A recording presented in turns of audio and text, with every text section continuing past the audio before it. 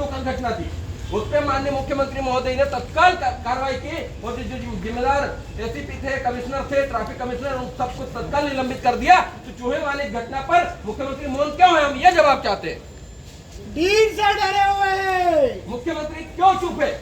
क्या ये घटना नहीं थी? क्या ये आदिवासी बच्ची थी, मुस्लिम समुदाय की बच्ची थी, इसलिए आप कार्रवाई नहीं कर रहे?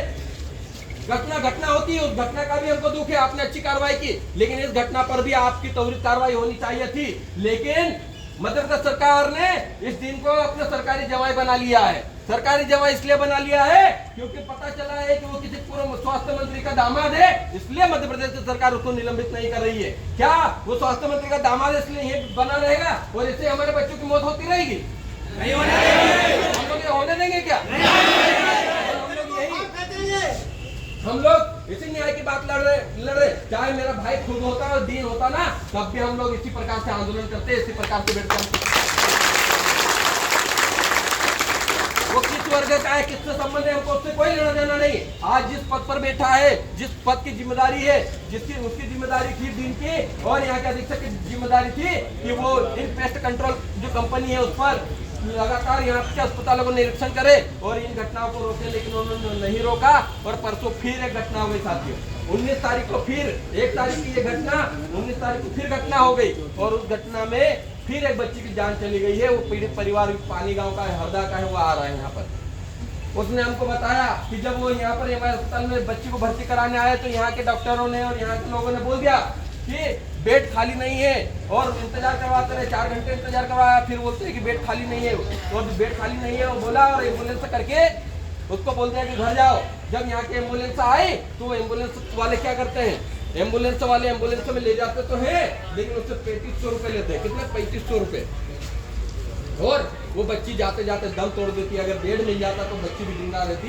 ये लगातार लापरवाही हो रही है, लेकिन यहाँ मध्य प्रदेश की सरकार नहीं जाग रही है। उसी को जगाने के लिए हम लोग आए हैं। हम लोग लगातार शोषित पीड़ित परिवारों के न्याय की लड़ाई लड़ते हैं और हमारा कोई दूसरा उद्देश्य नहीं है। हम शांति प्रिय लोग हैं, हम संवैधानिक तरीके से धरना आंदोलन कर रहे हैं। आज भी संवैधानिक तरीके से हम लोग मांग कर रहे हैं। और इसी बीच हम लोगों ने कहा था कि जब प्रधानमंत्री मोदी जी का कार्यक्रम 17 तारीख को धार में हो रहा है, हमने कहा हम कोई विरोध नहीं करेंगे, हम सिर्फ तख्तियां लेकर जाएंगे और MI चूहा कांड में बच्चों की न्याय की मांग करेंगे और इसी को दिखाएंगे। लेकिन हमको कलारिया में रोक दिया गया। वहां पर भी पुलिस प्रशासन के लोगों को वहां पर भिजवा दिया। इतने पुलिस वाले आ गए कि वहां से हमको जाने ही नहीं दिया। लगभग 6 घंटे तक हम लोग मशक्कत करते रहे, लेकिन हमको नहीं जाने दिया। फिर हमको लौट कर वापस आना पड़ा क्योंकि 21 तारीख को हमारा आंदोलन था। साथियों, हम लोग जो बात कर रहे हैं वो बात कोई हवा में नहीं कर रहे हैं। ये इतने कागज लेके बैठा हूँ, ये उस लापरवाही का नतीजा है कि कागजों को मुझे इकट्ठा करना पड़ा। इस कागजों में सारी चीजें लिखी हुई है। यहाँ पर जो माननीय उच्च न्यायालय ने संज्ञान में लिया, उसके बाद में यहाँ की जो पेस्ट कंट्रोल कंपनी है, उस पेस्ट कंट्रोल कंपनी को कितना भुगतान हो रहा है पता है? चूहे मारने के लिए कितना हो रहा होगा, आप अंदाजा लगाइए। साल का 28 करोड़ रुपए, महीने का 2 करोड़ 20 लाख रुपए यहाँ के डीन ने चूहे मारने के लिए पेस्ट कंट्रोल कंपनी को भुगतान किया है। 2 करोड़ 20 लाख रुपए भुगतान करने के बावजूद भी NICU रूम के अंदर चूहे जाकर हमारे जिंदा बच्चों को खा रहे हैं। ये जिम्मेदारी किसकी है? ये जिम्मेदारी डीन की है। तो डीन को निलंबित होना चाहिए कि नहीं होना चाहिए? निलंबित होना चाहिए कि नहीं होना चाहिए?